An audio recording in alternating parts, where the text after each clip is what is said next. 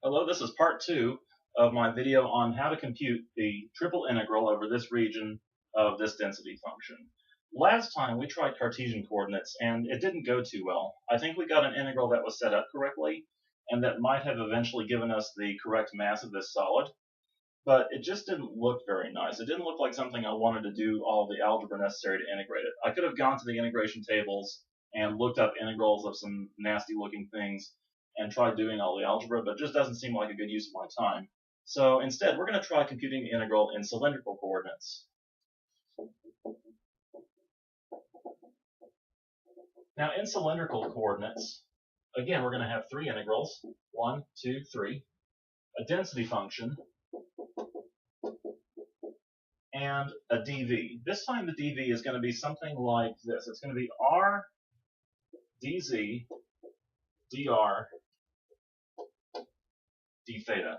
That r is essential because it is actually part of this calculation of a small bit of volume.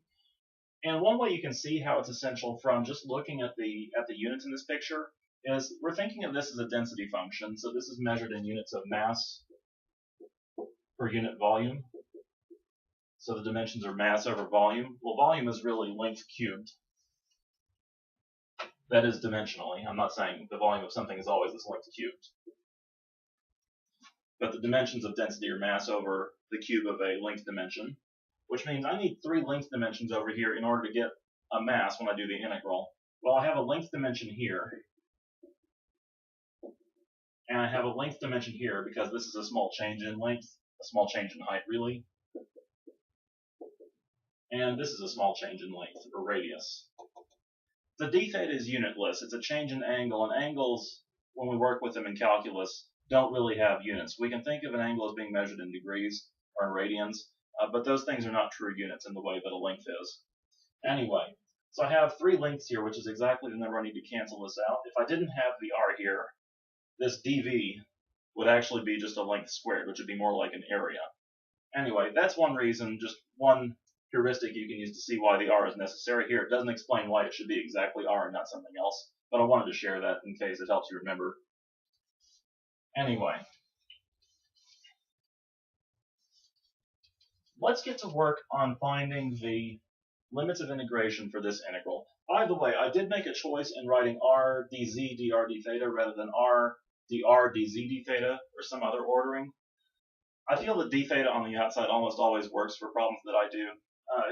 There may be cases in which it wouldn't, but d theta on the outside tends to work pretty well. And in this case, theta is running from 0, that is out on the x-axis, all the way to 2 pi, which is also out on the x-axis. So I think we're pretty well justified in going ahead and saying theta goes from 0 to 2 pi. That part is in pretty good shape already. Now, what we're really going to need to think about is how r and z behave with respect to each other. Now, in this picture, r is the distance from the z-axis to whatever point, I realize I'm out of picture here, from the z-axis to whatever point I'm going to horizontally. It's not exactly the same as the radius that you see in a spherical integral, which we'll talk about later. But r in this picture appears to be going from 0 all the way out to 2. And you may think that z also goes from 0 to 2.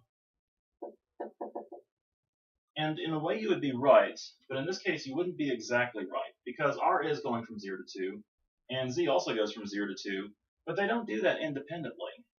That is, I can't say that for every radius from 0 to 2, z is going from 0 to 2. If that were the case, I'd be integrating over a cylinder, and that's not what I'm integrating over here. When my radius is something like, say, 1, halfway out on this cone, I don't have z going from all the way from 0 to 2. I have z starting somewhere in the middle and going up to 2.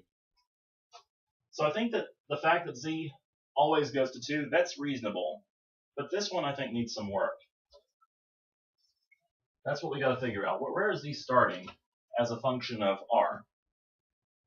Now, there is a way of reasoning that out geometrically from the picture. Like when I said, let the radius be 1, I'm going to put a little dot in my picture indicating that spot. When the radius is 1, I know that z doesn't start exactly at 0. It starts someplace else. And you can actually reason out that z would start at 1 in this case. So you might reason that z is starting wherever the radius is, and you'd be right. But if you don't feel comfortable with that kind of reasoning, there is an algebraic way to work it out that is pretty much foolproof as long as you know your surfaces well. This lower surface is the surface z equals square root of x squared plus y squared. I can think of that a different way. I can think of this in cylindrical coordinates and realize that root x squared plus y squared is just a fancy name for r.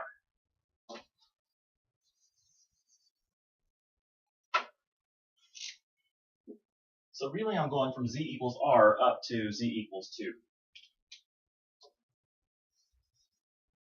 By the way, one thing I really like to do to check that these things make sense is test these hypotheses at the extremal points. So for example, when r is 0, do these limits make sense? Well, when r is 0, I'm on the z-axis, and z is going from r equals 0 to 2. 0 to 2, that's consistent. And when r is 2, I'm all the way on the boundary of the cone, which means my z shouldn't be doing much of anything at all. And if I look over here, when r is 2, these tell me to go from z equals 2 to z equals 2. That is, do nothing at all. So my limits of integration are consistent with what the picture is telling me to do. That's a good check. So now I have something that I think I can get started with here, except I've still got delta in Cartesian coordinates and need it in cylindrical. So let's go ahead and do that work. Theta goes from 0 to 2 pi. R goes from 0 to 2. And z goes from r to 2, whatever r is at a given time. And then this thing, this delta, this is square root of x squared plus y squared plus z squared. This is not terribly helpful because it's not in cylindrical coordinates, and it's in Cartesian. But you'll remember from earlier, x squared plus y squared is equal to r squared. Or the way I said it actually was to say that the square root of x squared plus y squared is equal to r, from which it follows that x squared plus y squared is equal to r squared. So really what I have here is another version of my density formula. Delta of r z theta equals square root r squared plus z squared. So putting that in here, I get square root of r squared plus z squared times r dz dr d theta. That looks a lot better. At least I don't have a square root of 3 terms added together. I kind of like that. And I feel like I even have a little help here because I have this r sitting out here, which, I don't know, just based on all the experience I have integrating, I feel like that's going to help me do a u substitution here somehow. Oh, wait a minute. I'm integrating with respect to z here, which means I can't really use this as a help for doing a u substitution. I would need like a z out here for this to be really helpful. Crap. Okay.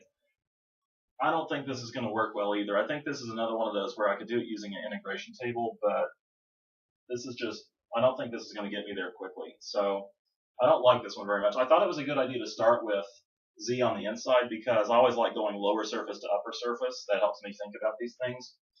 But I can see that this is going nowhere. So I guess I'm going to have to create a third video in which I try something else. So stay tuned.